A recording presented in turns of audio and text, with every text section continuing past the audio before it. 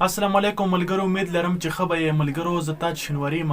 لکه څنګه تاسو ته معلومه ده چې په لنډي کوتل کې بلدیاتي الیکشن شروع کېدو والا دی. یو څو ورځې باقي پاتې دي او انشاءالله تعالی چې الیکشن به شروع کېږي، بلدیاتي چې کوم الیکشن دی او ډېره یو ښکلې یو ښایسته موقع په لاس راغلې ده چې دا موقع بې ځای نه شي او بې ځایه مطلب دا دی چې لاړه نه شي. ملګرو، زه تاسو ته یو دروند شخصیت چې د تعریف محتاج نه دی، سعید شینواري سلیکټ کوم چې ډېر یو زبردست انسان، یو خوش اخلاقه انسان، یو ډېر خدمتګار انسان دی. زه دا ویډیو تاسو سره زه د یو ویډیو د هغه شیر کوم او ما سره اوسئ. زه یم سعید خان شینواري د حج شمروز زوی د VC03 ګاګرې نه د جنرال کونسل د بلدیاتي انتخابات لپاره د حکومت نه نامزد امیدوار.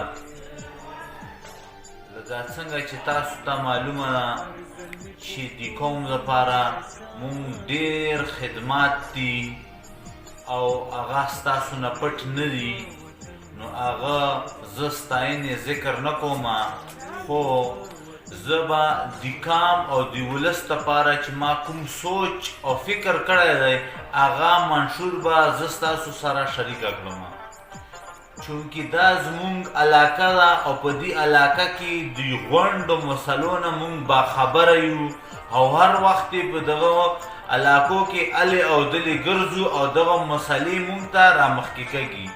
په دې علاقه کې ټول نه لومبۍ مسله د اوبو ده او انشاءالله العزیز چې کله هم که زه نامزد شوم او یا نامزد نه شوم، په هر فورم باندې به د اوبو لپاره منډې ترډې او دې د حل کېدو پوره کوشش وکړم.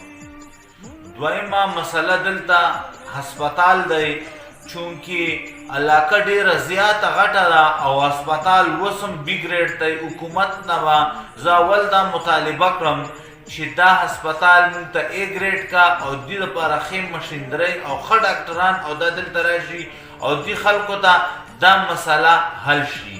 زه به یو وړوکی غوندې خبره تاسو سره شریکه کړم چې د 2-3-4 میاشتې مخکې دلته ډینګي وبایي شکل اختیار کړی او په مونږ هسپتال کې داسې سهولیات نه وو چې مونږ ته میسر کړي وای. زه به انشاءالله العزیز د حکومت نه دا مطالبه کړم چې دا هسپتال مونږ ته A ګریډ کا او دې کې هر قسم سهولیات مونږ ته مهیا کا. بل دا علاقه چې ده دا غریزه علاقه ده او د سیلاب نه متاثره کېږي، سړکونه وران دي او کلي کوڅې او دغه ورانې دي. دا د صفایي لپاره چې دغه مطلب پخې شي نو صفایي به تر بهتر شي، خبره شي. زه به دې لپاره انشاءالله العزیز حکومت نه مطالبه او فنډونه ریلیز کوم او په ښه طریقې سره به دا مسله هم د خلکو ته حل کوم. څلورمه غټه، چونکې دا خو ټول نه ډومبۍ په کار وه، خو څلورمه غټه مسله د سکول ده، ځکه چې په کومو ځایو کې تعلیمي نظام ښیي، خلک تعلیم یافته او هلته د دیني مدارس هم ښیي، نو هغه خلکو کې ډېر ښه اخلاق، لکه اخلاق واخله، هغه رهن سهن واخله، هغه د خلکو سره د تلو راتلو او هغه د سماجي هغه واخله، هغه ټولې بهتري.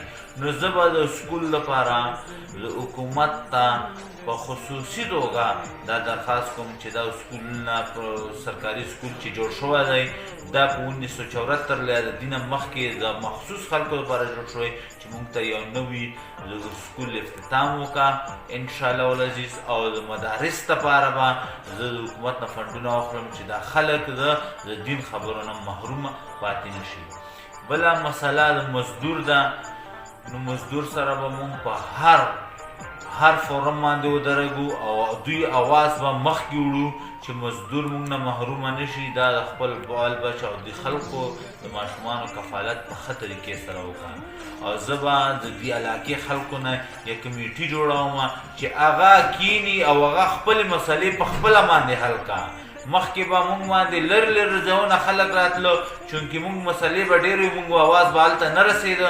اوس په خپله باندې کیني او دا مسلې به په خپله باندې حل کوي. بل چونکې موږ سره بازار دی د نظام ټي ایم ای به انشاءالله العزیز زه په دې هغه لګوم چې ټي ایم ای زموږ لپاره د دغه د بازار او د دې صفایي بهترې طریقې سره وکړه او په دې باندې خلک ولګوي چې دا خلک چې ځای صفا سوتره هغه خلک هم صفا سوتره او صحتمند وي. او بل بجلی مسله ده دا خو